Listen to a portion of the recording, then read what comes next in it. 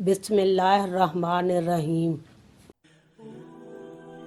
مشکوٰۃ شریف کے مطابق حدیث نمبر 393 عبداللہ بن زید بن ہاشم رضی اللہ تعالیٰ عنہ سے روایت کیا گیا کہ رسول اللہ صلی اللہ علیہ وسلم کیسے وضو کیا کرتے تھے۔ پس انہوں نے وضو کے لیے پانی منگوایا تو اسے اپنے ہاتھوں پر ڈالا اور 2 مرتبہ ہاتھ دھوئے، پھر 3 مرتبہ کلی کی اور ناک جھاڑی، پھر 3 مرتبہ اپنا چہرہ دھویا، پھر دونوں ہاتھوں کو کونیاں سمیت 2 مرتبہ دھویا، پھر اپنے دونوں ہاتھوں سے سر کا مسح کیا اور انہیں سر کی اگلی طرف سے گدی تک لے گئے اور پھر انہیں سر کی اگلی طرف جہاں سے شروع کیا تھا واپس لے آئے، پھر اپنے دونوں پاؤں دھوئے۔ مالک، نسائی اور ابو داؤد میں بھی اسی طرح ہے۔